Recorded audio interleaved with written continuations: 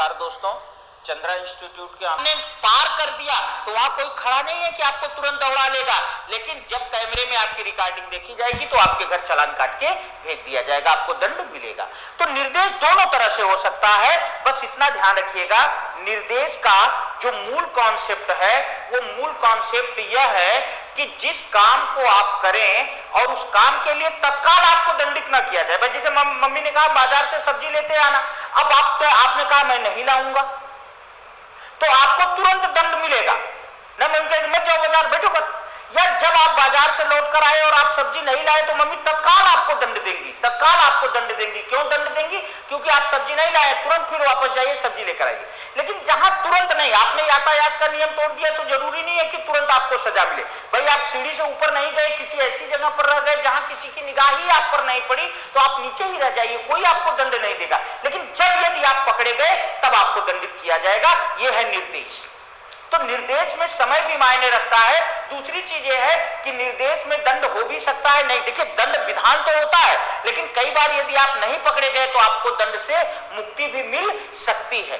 लेकिन जो है आदेश में ऐसा नहीं है। आदेश में आपका पकड़ा जाना तय है और आपको मुक्ति मिलनी तय बिल्कुल भी नहीं है। भाई जैसे माँ ने कहा बाजार से सब्जी लाना, अब आप बाजार से लौट आए और सब्जी नहीं लाए तो माता जी तुरंत कहेंगी भैया सब्जी, अरे मम्मी मैं तो भूल गया, बात फिर वापस जाओ, दौड़ करके लेकर के आओ इसको।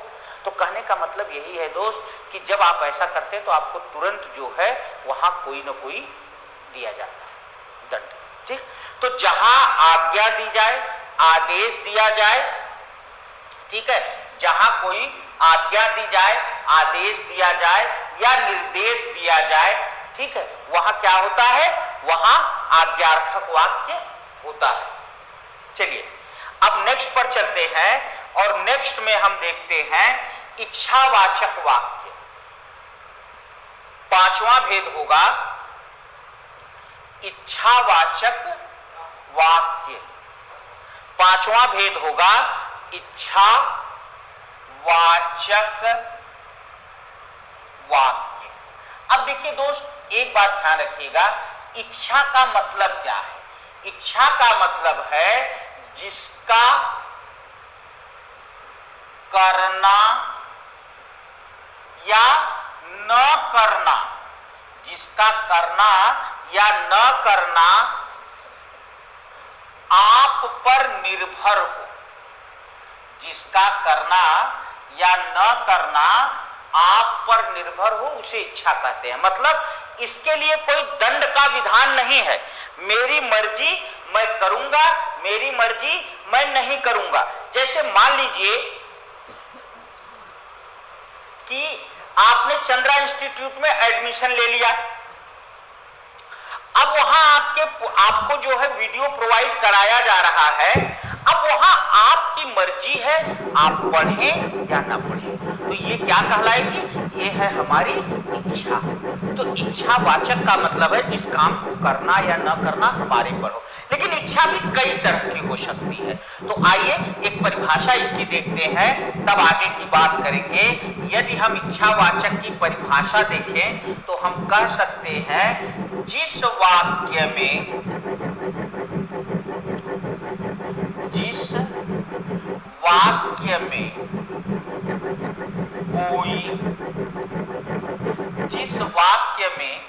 कोई इच्छा, शुभ कामना,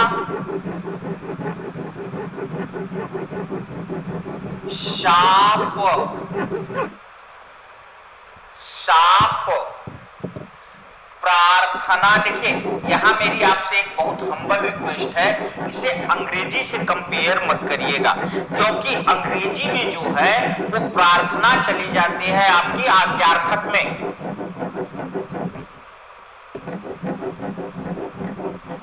जब आप अंग्रेजी में वाक्य की बात करते हैं तो वहां ये जो प्रार्थना है ये आज्ञार्थक में चला जाता है, तो आपको अंग्रेजी से कंपेयर नहीं करना है। तो इच्छा, शुभकामना, शाप, प्रार्थना, निवेदन,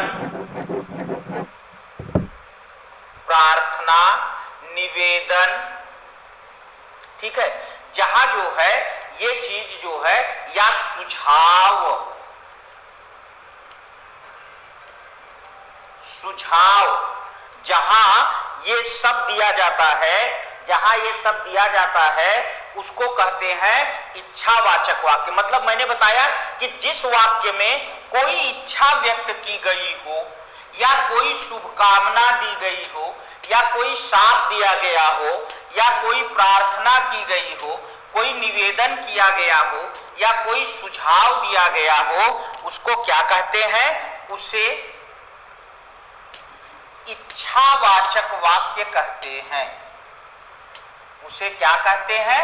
उसे इच्छावाचक वाक्य कहते हैं।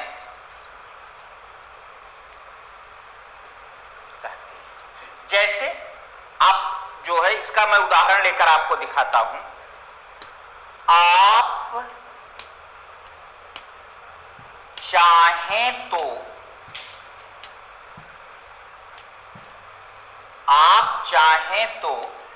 मेरे साथ, आप चाहें तो मेरे साथ चल सकते हैं। आप चाहें तो मेरे साथ चल सकते हैं। अब यहां देखिए, इच्छा व्यक्त की गई है। यदि आप चाहें तो मेरे साथ चल सकते हैं, आप चाहें तो न जाएं। भाई यहां आपका जाना जरूरी नहीं है, यहां आप जाने के लिए बाध्य नहीं है। आप चाहें तो चल सकते हैं और चाहें तो न चले। यही नहीं, यदि मैं इस वाक्य को डायरेक्ट ऐसे भी लिख दूं कि आप मेरे साथ चल सकते हैं, आप मेरे साथ चल सकते हैं, यह भी इच्छावाचक ही है। क्यों? क्योंकि इसमें भी वही सेम भाव है, बस चाहे तो हटा लिया, थोड़ा सा और कठिन कर दिया। आप मेरे साथ चल सकते हैं, इसका मतलब क्या है? ये आपकी इच्छा पर है। भाई हमारी तरफ से स्वीकृति है, ये आपकी इच्छा पर है। आप चाहे तो चलें, आप चाहे तो न चलें। ठीक है, स्क्रीनशॉट लीजिए। नेक्स्ट आगे बढ़ते हैं। अगर हम आगे की बात करें तो हम और भी उदाहरण दे सकते हैं। जैसे हम कहें अगर कि ईश्वर करे आपका दिन शुभ हो, ईश्वर करे आपका दिन शुभ हो। अब यहां भी देखिए इच्छा व्यक्त की गई है। क्यों? भाई हम कह रहे हैं ईश्वर करे आपका दिन शुभ हो, इसका मतलब मैं चाहता हूं कि आपका दिन अच्छा गुजरे, तो ये मेरी इच्छा है कि नहीं? तो इच्छा हो गई कि नहीं हो गई? तो ईश्वर करे आपका दिन शुभ हो, ये क्या है? इच्छावाचक वाक्य है। इसी तरह से चाहो तो बाजार चले जाओ। अब ये भी इच्छा है ना। ये देखिए, ये तो शुभकामना हो गई, ये क्या हो गई? हमारी शुभकामना हो गई, और ये क्या हो गई? हमारी इच्छा हो गई। ठीक है, चाहो तो बाजार चले जाओ, इसका मतलब ये आप पर निर्भर, आपकी मर्जी हो तो बाजार जाओ और मर्जी हो तो बाजार मत जाओ। तो इसी तरह से ईश्वर करे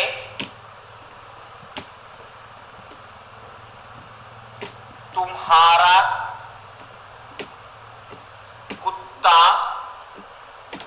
भाग जाए, ईश्वर करे तुम्हारा कुत्ता भाग जाए। ये क्या है? ये शाप है। भाई भले ही देखिए वो फलीभूत हो या ना हो, यह एक अलग बात है, लेकिन हमने शाप दिया, इसका मतलब हमारी इच्छा है कि भगवान करे आपका कुत्ता जो है घर छोड़ के भाग जाए। तो कहने का मतलब यही है कि यहां भी आपने यह बात देखा कि शाप में भी इच्छा होती है ना। अगर हम कहें इसी तरह से कि कृपया, मैंने कहा ये अंग्रेजी में चला जाता है, आज्ञार्थक में ध्यान दीजिएगा। कृपया मेरे ऊपर भी ध्यान दें, कृपया मेरे ऊपर भी ध्यान दें। ये क्या है? ये निवेदन है, ये विनती है, ये प्रार्थना है ना। भाई मैं कह रहा हूं मेरे ऊपर ध्यान दें, ये मेरी इच्छा है कि आपको मेरे ऊपर ध्यान देना चाहिए, मेरे ऊपर ध्यान दीजिए, ऐसी मेरी इच्छा है। अब आपकी मर्जी, आप ध्यान दें या न दें। अगर ये आज्ञा होती तो वहां आप ध्यान देने के लिए मजबूर होते। ठीक है, अगला, आप यह पुस्तक ले सकते हैं। आप यह पुस्तक ले सकते हैं। यह क्या है? यह एक तरह का सुझाव है कि भाई हम अपनी तरफ से कह रहे हैं कि आप यह किताब खरीद सकते हैं। अब आपकी मर्जी हो आप इसे खरीदें या आपकी मर्जी न हो आप इसे मत खरीदें, ये आप पर निर्भर है, लेकिन मेरी तरफ से सुझाव है कि आप चाहें तो यह किताब खरीद सकते हैं। तो कहने का मतलब दोस्त, जहां कोई इच्छा व्यक्त की गई, इच्छा की परिभाषा मैंने आपको बता दिया, जिसे करना जो है, करना न करना हमारे ऊपर डिपेंड है, उसे इच्छा कहते हैं। तो जहां कोई इच्छा व्यक्त की गई हो, कोई शुभकामना व्यक्त की गई हो, किसी को कोई शाप दिया गया हो, कोई प्रार्थना या रिक्वेस्ट या विनती की गई हो, या जहां कोई सुझाव दिया गया हो, उन सब जगहों पे इच्छावाचक वाक्य होता है। तो आप इस चीज को भली प्रकार समझ गए। चलिए लीजिए जो है स्क्रीनशॉट, आगे बढ़ते हैं और अब इच्छावाचक वाक्य के बाद देखते हैं छठवां, विस्मयवाचक वाक्य या विस्मय बोधक वाक्य। सबसे आसान है विस्मयवाचक या विस्मय बोधक वाक्य। विस्मयवाचक वाक्य या विस्मय बोधक वाक्य। देखिए, विस्मय का मतलब होता है आश्चर्य ना। अब आप इतने से खुद अंदाजा लगा सकते हैं, जान सकते हैं कि परिभाषा आप देख सकते हैं कि विस्मयवाचक वाक्य का मतलब क्या हो गया। वह वाक्य जिसमें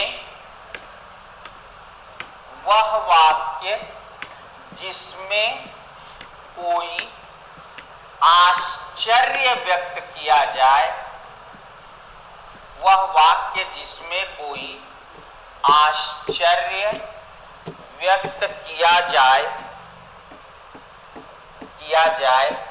उसे विस्मयवाचक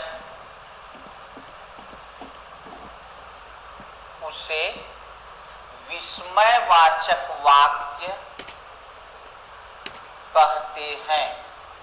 जिस वाक्य में कोई आश्चर्य व्यक्त किया जाए उस वाक्य को क्या कहते हैं?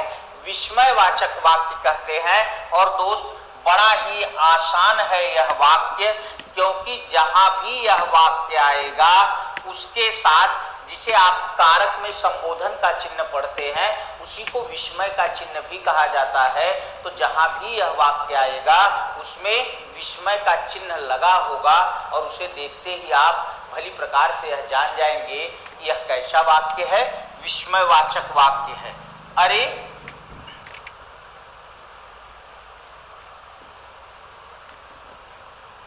तुम अभी गए नहीं ना। अब यहां क्या है? देखिए, ये चिन्ह है, इसे देखते ही आप तुरंत जाएंगे। जैसे प्रश्नवाचक चिन्ह देखते ही आप जान गए कि प्रश्नवाचक वाक्य है, वैसे यह विस्मय का चिन्ह देखते ही आप तुरंत जान जाएंगे कि यह क्या है, विस्मयवाचक वाक्य है। ठीक है। वाह, तुम इस बार पास हो गए। वाह, तुम इस बार पास हो गए। देखिए, अब यहां भी विस्मय तो बहुत आसान है। जहां भी ये संबोधन का जो निशान होता है इसी को विस्मय का निशान भी कहते हैं, इसी को विस्मय का चिन्ह भी कहते हैं। तो जिस भी वाक्य में संबोधन या विस्मय का चिन्ह पाया जाता है उसे क्या कहते हैं? उसे कहते हैं विस्मयवाचक वाक्य। उसे क्या कहते हैं? उसे विस्मयवाचक वाक्य कहते हैं। ठीक है। चलिए, हो गया। नेक्स्ट चलते हैं और देखते हैं संदेहार्थक वाक्य। नंबर 7 पर आता है हमारा संदेहार्थक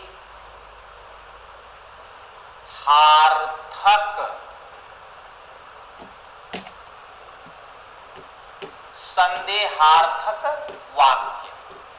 देखिए, संदेह का मतलब आप अच्छी तरह से जानते हैं। संदेह का मतलब है जिस चीज को लेकर आप निश्चित न हो, आप श्योर न हो, जिस चीज को लेकर आप निश्चित न हो, आप श्योर न हो कि ऐसा है ही, हो भी सकता है, नहीं भी हो सकता है। तो संदेह का सीधा सीधा मतलब है हो भी सकता है न, या नहीं भी हो सकता है। नहीं भी हो भी सकता है, नहीं भी हो सकता है, उसे क्या कहते हैं? संदेह कहते हैं। जैसे अगर हम इसकी परिभाषा बनाएं तो हम कह सकते हैं जिस वाक्य में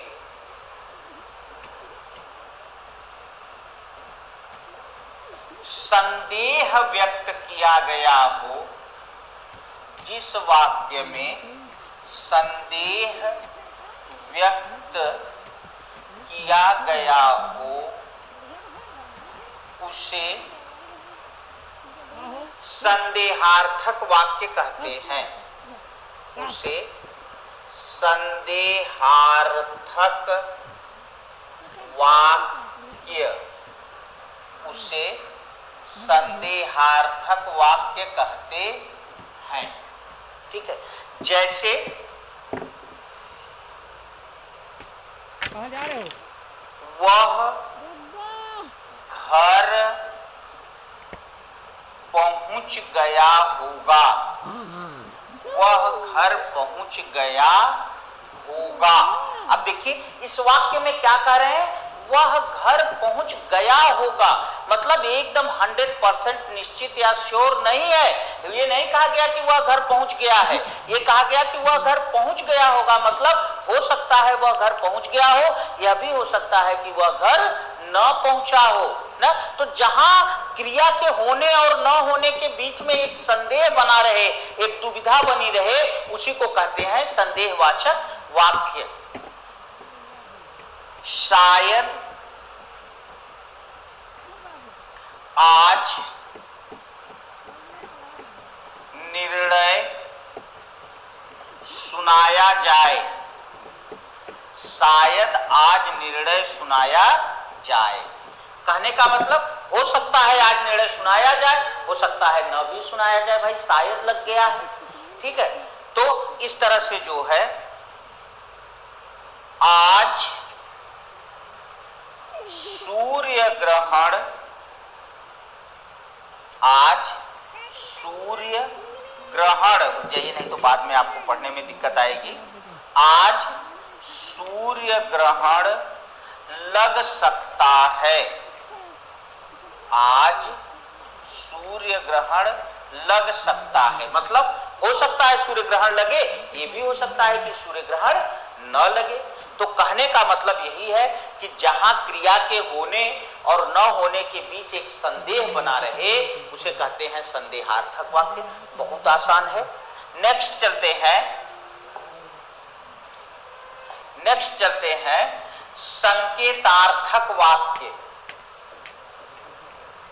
संकेतार्थक वाक्य, संकेतार्थक वाक्य। देखिए आप अच्छी तरह से जान रहे हैं कि संकेतार्थक शब्द के मूल में मुख्य शब्द है संकेत। संकेत का मतलब होता है इशारा। मतलब इशारा कौन? जहां एक क्रिया दूसरी क्रिया की ओर इशारा करती है कि यह होगा तभी यह होगा, उसे कहते हैं संकेतार्थक। फिर से समझिए, मैंने कहा संकेतार्थक शब्द जो है उसका मूल जो शब्द है, संकेतार्थक का मूल शब्द जो है वो संकेत है, और संकेत का मतलब होता है इशारा। संकेत का मतलब क्या होता है? इशारा। तो इशारा का मतलब है कि जहां एक क्रिया जो होती है वो दूसरी क्रिया का संकेत करती है, या एक क्रिया दूसरी क्रिया की ओर इशारा करती है कि ऐसा होगा तभी ऐसा होगा, उसे कहते हैं संकेतार्थक। या एक क्रिया दूसरी क्रिया का, एक क्रिया दूसरी क्रिया की ओर इशारा करे। एक क्रिया दूसरी क्रिया की ओर इशारा करे। अब आइए थोड़ा सा परिभाषा के माध्यम से अपनी बात को और अच्छे से समझते हैं। हम यहां कह सकते हैं जहां एक क्रिया दूसरी क्रिया की ओर इशारा का मतलब जानते हैं क्या है? एक क्रिया दूसरी क्रिया की ओर इशारा का मतलब है कि यह काम होगा तभी यह काम होगा ना। तो जहां एक क्रिया का होना, जहां एक क्रिया का होना दूसरी क्रिया पर निर्भर हो, जहां एक क्रिया का होना दूसरी क्रिया पर निर्भर हो, उसे संकेतार्थक वाक्य कहते हैं। एक उदाहरण द्वारा आप बड़े आसानी से मेरी बात को समझ जाएंगे। उसे संकेतार्थक वाक्य कहते हैं। जैसे अगर मैं उदाहरण दूं, यदि वर्षा न हुई, यदि वर्षा न हुई तो फसल सूख जाएगी। यदि वर्षा न हुई तो फसल सूख जाएगी। अब यहां आप अच्छी तरह से देख रहे हैं कि फसल सूख जाएगी, यह क्रिया जो है किस पर निर्भर है? वर्षा न हुई तो क्रिया एक क्रिया दो, इसमें दो क्रिया है और दूसरी क्रिया पहली क्रिया पर निर्भर है। क्यों? क्योंकि भैया अगर वर्षा नहीं हुई तभी फसल सूखेगी, यदि वर्षा हो गई तो फसल थोड़ी सूखेगी। तो कहने का मतलब यहाँ जो है फसल का सूखना वर्षा न होने पर निर्भर है। इसलिए जब एक क्रिया दूसरी क्रिया पर निर्भर होती है तो उसे संकेतार्थक वाक्य कहते हैं। हम दूसरा उदाहरण लें, जब तुम आओगे, जब तुम आओगे तब मैं चलूंगा। जब तुम आओगे तब मैं चलूंगा। अब यहां भी देखिए चलना जो है, मेरा चलना किस पर निर्भर है? तुम्हारे आने पर ना। तो यहां जो चलने की क्रिया है वो आने की क्रिया पर निर्भर है, इसलिए संकेतार्थक वाक्य है। तो बहुत ही आसान वाक्य है दोस्त। जिस वाक्य में दो क्रियाएं हों और एक क्रिया का होना दूसरी क्रिया पर निर्भर हो, ऐसा होगा तभी ऐसा होगा, उसे कहते हैं संकेतार्थक वाक्य। ठीक है। अब देखिए इन सारे वाक्यों की चर्चा करने के बाद अब आपको थोड़ा सा शुरू की तरफ ले चलते हैं और आपको ये दिखाते हैं कि विधिवाचक वाक्य की जरा सा हम फिर चर्चा कर लें, क्योंकि मैंने आपसे कहा था कि जब सब वाक्य के विषय में आप जान जाएंगे तब विधिवाचक की चर्चा हम फिर करेंगे। तो देखिए अब यहाँ विधिवाचक का मतलब क्या है? अब यहाँ अगर हम फिर से समझें तो हम कह सकते हैं कि यहाँ जो विधिवाचक है, इस विधिवाचक का मतलब है कि जिसमें ना कोई नकारात्मक वाक्य हो, ना कुछ ऐसा वाक्य जो न तो नकारात्मक हो, न प्रश्नवाचक हो, ना जिसमें कोई इच्छा हो, ना जिसमें कोई आदेश हो, ना जिसमें कोई आश्चर्य हो, ना जिसमें कोई संदेह हो, ना कोई संकेत हो। अगर ये सातों लक्षण नहीं है और पूछा जाए यह कैसा वाक्य है और विकल्प में इन्हीं आठों में से चार भेद दिया हो और उसमें एक विधिवाचक वाक्य भी हो, तो सीधा सा बात है कैसा उदाहरण है भैया? विधिवाचक वाक्य का उदाहरण है। ठीक है। जैसे मान लीजिए मैं आया और आप चलते बने। ठीक है। अब यहां अगर इसी में चार विकल्प बना दे कि ये क्या है, पहला विकल्प बना दे विधिवाचक है, दूसरा विकल्प बना दे निषेधवाचक है, तीसरा विकल्प बना दे प्रश्नवाचक है और चौथा विकल्प बना दे आज्ञार्थक है। अब आप खुद जान रहे हैं कि इसमें कहीं नकारात्मकता का भाव नहीं है, क्रिया का न होना कहीं नहीं दर्शाया गया है, इसका मतलब यह निषेध नहीं है, ना इसमें कोई क्वेश्चन मार्क है और ना ही कोई आज्ञा है, तो सीधे विधिवाचक है। तो कहने का यही मतलब है दोस्त कि इस चीज को आप विशेष रूप से ध्यान में रखेंगे। तो ये रहा हमारे वाक्य और वाक्य के एक एक पार्ट की चर्चा विधिवत की मैंने आपसे। उम्मीद करता हूं बेहतर समझ में आई होगी और परीक्षा में आने वाले प्रश्नों को बड़े आसानी से सॉल्व करेंगे आप। बस इस वीडियो के लिए इतना ही। फिर मिलते हैं अगले वीडियो में, नेक्स्ट चर्चा करेंगे। तब तक के लिए बहुत बहुत धन्यवाद। पढ़ते रहिए।